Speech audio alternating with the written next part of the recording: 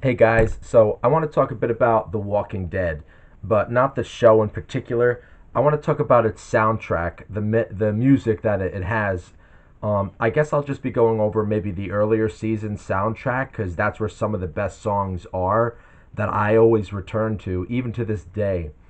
So um, I think it's one of the best TV soundtracks that exist, and I know that's probably extremely controversial to say, but there's something extremely reminiscent about them. I think they capture that kind of weird era of transition from the early 2000s into the mid 2010s, and it just has a feeling that no other TV show has. I mean, you got music from Nine Inch Nails to Oates, Ben Nichols, all of these people, and you even got a awesome 3 minute song with Maggie and Beth actually singing a rendition of Parting Glass, right? And just with the added instrumentals in it that wasn't in the actual episode itself. Um, so I said here I wrote it down a bit because I had a lot of stuff in my head about it and I want to stay focused. But so I said this is a perfect mix of what the 2010s had to offer before the complete cancer of social media and modern day mental barbarism that now takes place in our lives. Mixing a dark, melancholic country with even an upbeat old time music from folk to the 80s, to some soft punk rock here and there.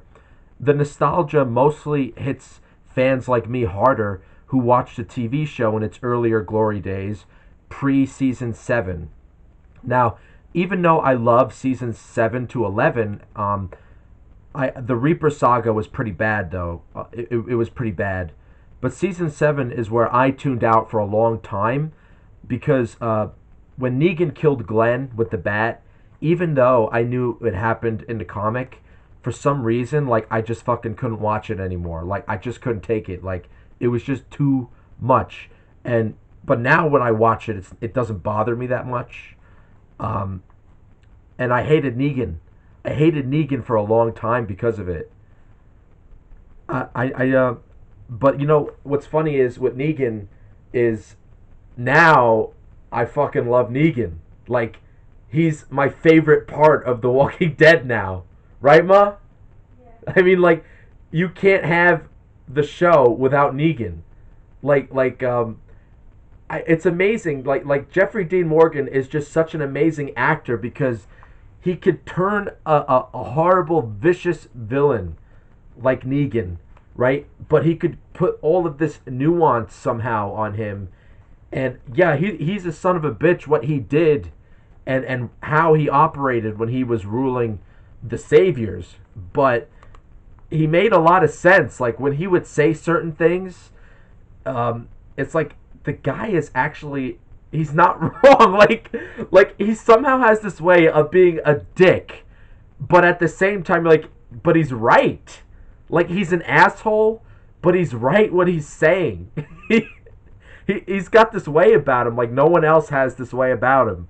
Um, I was very much like how Maggie was, right?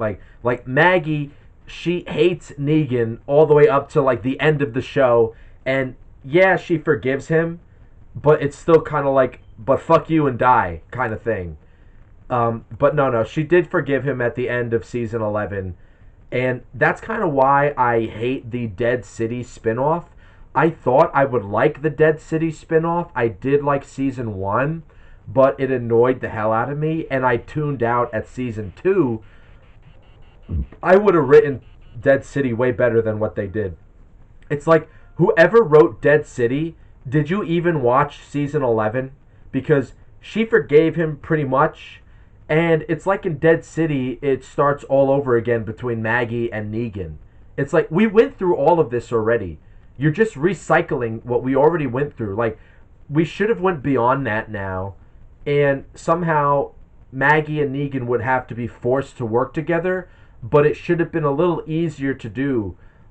With maybe the only obstacle in the way would be uh, Maggie's son, right? And I think they completely botched Maggie's son in Dead City. Like I couldn't. I think he was fucking annoying, And it's like, okay, so he got Manchurian candidated by the woman in Dead City, and he's like brainwashed to work against everybody except for her. It's like, this is fucking dumb. Who thought of this? Like, this is the best you could do? Like, no, no, it's just ass. All right. So, you know, to go off of that, um, let me just name you some of the songs that I think are worth mentioning. These songs really were from like the earlier seasons, but they still stand out as almost iconic symbolic songs that's The Walking Dead. Like, that is the atmosphere, that is the feeling of the show, what it was supposed to be, before it went haywire post season 7. So like, here's one song, Be Gone, Dull Cage by Kiev. Very moody and upbeat. Here's another one, Carrie Kimmel, Black. This one's another favorite of mine, Blackbird Song by Lee DeWise. Extremely atmospheric. This song was made for The Walking Dead. The harmony and vocals capture the gritty aspects and brings back the grainy, dirty color palette of the earlier seasons that I actually loved a lot. Now, I know a lot of people had issues with how they did the cinematography of the early seasons.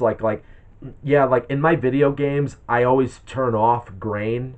But for some reason, I didn't mind the grain and the dirty cinematography and like the not so clear camera work of the earlier seasons, because it felt like everything around you is rotting and you're around the zombies, right? And the title was like that. The title was rotting. So it was like the camera also was like digitally degrading, and you're kind of watching an actual thing. Um, and that's where I don't think they really changed it too much post season 7, but the camera work did get a lot cleaner, and I would say it became noticeably super clean by season 11. Now, season 10 was clean. I don't remember the dirty color palette, but season 9 to 10 were actually where I fell back in love with the show, because Alpha and Beta were like one of the coolest like ideas for villains that I've ever seen in that show. Very memorable indeed. Right, Ma? Didn't you like Alpha and Beta? Yeah. You remember her? Yeah. She's crazy bitch. She was great.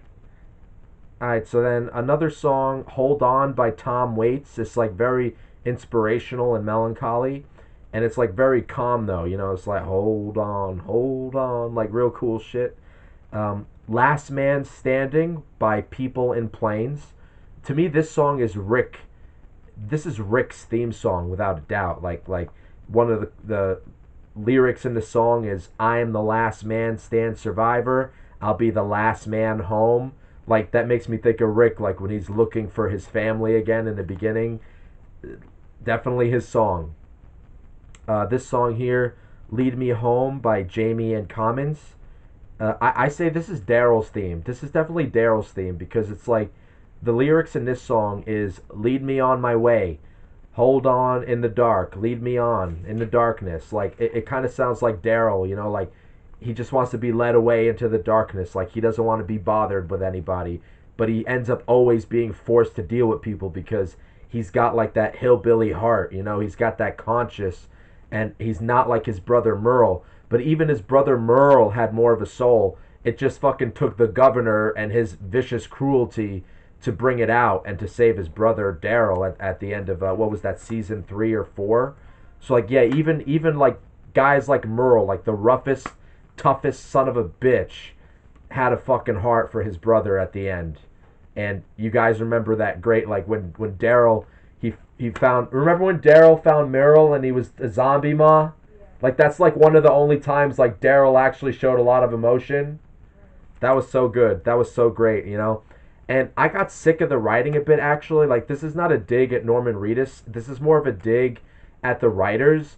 I think they made it take way too long for him to come out of his shell. Do you agree with me on that? Yeah, I do. Like I feel like when he was befriending Alpha's daughter, What was Alpha's daughter's name? Do you remember? Her daughter that they took in. Well, anyway, like I thought she was a good character that was kind of bringing him out of his shell and making him act like a normal human being a little bit, because she was kind of like how Daryl used to be. Like he was a bit more animalistic and she was animalistic. But it's still like they took too long to make. Like Norman Reedus should have had, by season 10, he should have had way more screenwriting, because it just took too long for them to develop him. And I'm not saying that he should have been like this emotional, like no, no, no.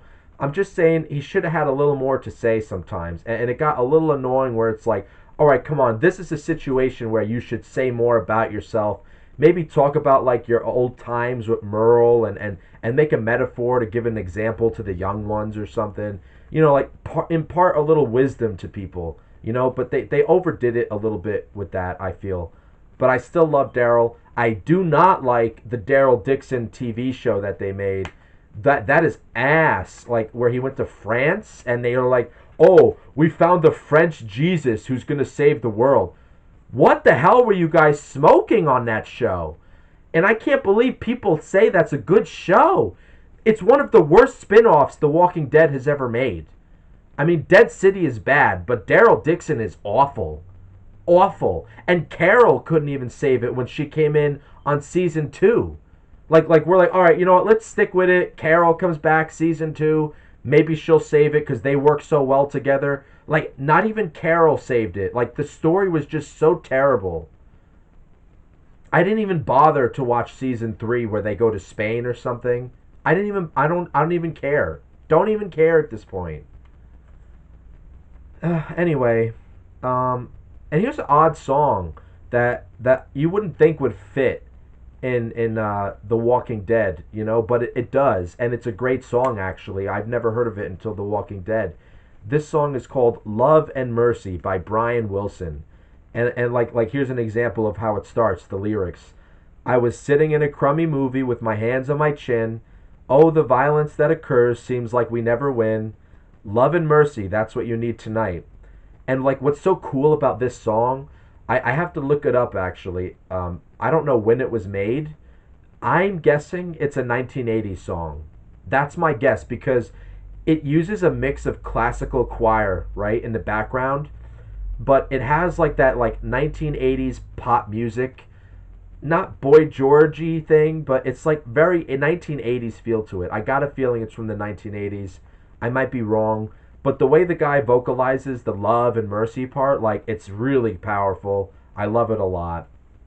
The other song, this is fucking weird. This song, like in terms of like where did this fit in The Walking Dead? I don't even remember what episode this song was in. It's called "May the Work I've Done Speak for Me," The Consolers. You look it up, you'll see it's basically like a church Baptist song, like music that you'll hear in like if you go to one of those churches where everybody sings, like gets crazy a little bit. But it fits, like it does make me think of The Walking Dead when I listen to it. This is like a hardcore song, "Oats in the Water" by Ben Howard. I wrote down here that this is definitely a theme song for Shane. Like it's ultra masculine, really badass. Like I could see this being Shane's theme song for sure. Worthy notes also. Even Leonard Skinner came in on this.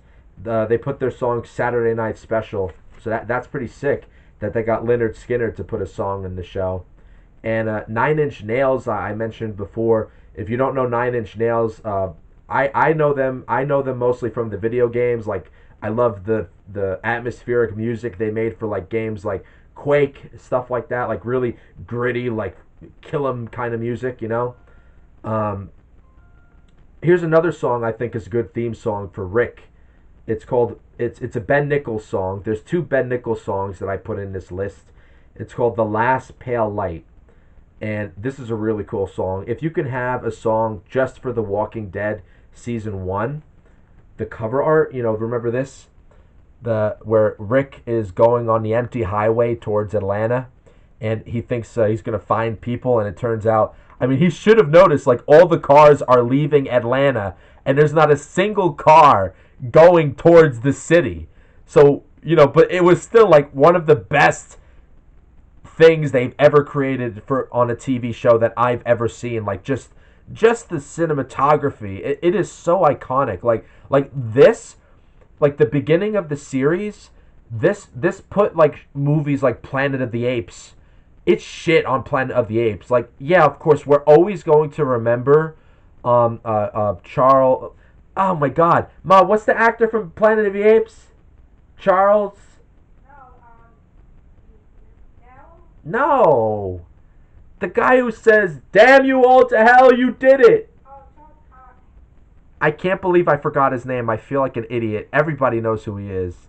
Well, anyway, Planet of the Apes, the symbolism and iconography and camera cinematography.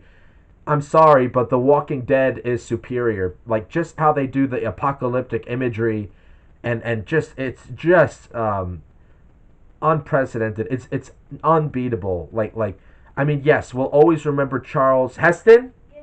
Charles Heston yelling at the end of Planet of the Apes, finding the Statue of Liberty on the beach. "You animals, you did it!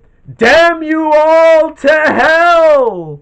We all remember that scene, and I'm not shitting on that scene. Like it's still a great scene from Planet of the Apes, but Walking Dead is the alpha, man. Like it's got some amazing symbolism in this show. I love it. So like what I say about this song, "The Last Pale Light," about the city part, uh, it's like when they're saying the last pale light, it's like that's what Rick is trying to seek, that last pale light in the west, throughout his journey. Uh, okay, so and the other song, which is worthy of mentioning because it's actually unique, even though it's not a song that they made, it's just a rendition of "The Parting Glass." It's cool because it's actually Emily Kinney and Lauren Cohen, Beth and Maggie singing this song, right? Like I forgot. I don't know if it was in. I think it was season 3 when I might be totally wrong on this. My memory is a bit hazy, but I think it's when they lost the farm and the farm they had to burn it down, or the farm burned down, and they had to run away because there was a horde of zombies and they were like nomads, and this was before they found a prison, I'm pretty sure, before they made the prison their home. And they were at a campfire, and Maggie and Beth, they started singing "The Parting Glass" together. But what's cool about on the soundtrack is, because in the show when they were singing the song, it was just them singing the song in the nighttime, right? In the soundtrack, they add like this very eerie, very melancholic instrumentals in it, and it makes it like iconic. It makes it like extremely memorable. And I've gone back to that song a million times since it's been out. Like it's just so hauntingly beautiful, and it's just ultimately unique and nostalgic because you have actually Maggie and Beth singing that song, like, and it just brings you back to The Walking Dead, like when you were there with them and they were going through all this stuff. It's so, that was so great. Like whoever thought of that idea, like hats to you, man. Like you left a song behind that is an encapsulation of the entire series in using an old song, a rendition of "The Parting Glass." Brilliant, just brilliant. One song, I don't even remember this song, but when I always listen to it, I'm like, this is such a creative song. This one's called "By the Up the Wolves, the Mountain Goats," and I think this song is really creative because it's like, if you just listen to it blankly without thinking about it, it just sounds like your everyday like weird upbeat kind of a song, like with a couple of like LSD things in it, but it's not. Like it's actually pretty creative. Like here's an example of the lyrics, right? "Just when that day is coming, who can say? Our mother has been absent ever since we founded Rome. There's gonna be a party when the wolf comes home." Like this is awesome. The lyric is clearly referring to the Roman Empire, the Roman mythology. Was it Romulus and I forgot the other brother's name, but there were twin brothers that were left and abandoned. This is the legend. And then they were taken care of by a she-wolf. A mother wolf took care of them. They sucked her teats for milk. She raised them, and then they built Rome somehow. I mean, it's a myth, it's a legend. And I think that's a common myth that in other civilizations you could find out about. But what's really like uniquely cryptic about the song, it's like you feel like this is a song about civilization. And it's cool how it's like saying like the mother wolf will return. Why will she return? What is she coming back for, right? So like a really cool cryptic song. This song, Warm Shadow Dactyl, I don't even know what that means. Dactyl remix by Fink. Weird title, but it's a very cool song. Whenever I hear this song, I picture Daryl and Carol riding on a motorcycle to Mexico with this song playing. Like you remember in the show where I think it was later on in the show where we should run around, we should just go to Mexico and leave everybody behind, and they kept teasing the idea of going to Mexico. I think that was when they were just making dealing with those people near the ocean side, near the beach, the all the where all the women lived because all the men were killed by the saviors. Yeah, yeah, I think Daryl and Carol wanted to run away to Mexico because they didn't want to deal with the saviors. They were getting tired of everybody getting killed that they loved. They just wanted to separate from everything, but they don't, obviously, because they're like the uber mega badasses that everybody needs, right? Um, and lastly, this song is another Ben Nichols song, and I just have to say, just listen to the song yourself. Like it is so like chill, but like deep and dark at the same time. Ben Nichols, This Old Death. Um, Old Death, where are you now? You left me behind somehow. Ben Nichols, like he is a very cool voice. Like he his vocals, his voice, his sound, his style, is The Walking Dead, man. Like that's what I associate him with. So yeah, wow, this turned into a longer video than I thought it would. I am a big Walking Dead fan. I got all of the trade paperbacks, and I got them also in hardcover. Got all the shows in Blu-ray format, and I got a Negan poster up on my door. I got a Daryl Dixon poster hidden behind one of the cabinets somewhere. I don't know where the hell he is. But yeah, like when I want to talk about Walking Dead, I get into it, man. Like it is a great series. Yeah, there are ups and downs in it, but the ups are worth it. Like there were some downs in it where even I would lose patience, and it would be my mom saying like, "You're getting impatient. Like stick with it, stay with it." And she turned out to be right because the ups would be so amazing. Like oh my god. Um, we will talk about The Walking Dead more in the future, though. And yeah, the comics and the TV series, we will talk about that more. But I just want to talk about the music and just the general concept here for the video. So you guys let me know what you think about the music of The Walking Dead, why you like it. What song for you did you like that sticks out in your head? For me, it's going to be The Parting Glass because it's uniquely a Walking Dead song with the actual characters singing the song. But you guys let me know in the comments. Thanks.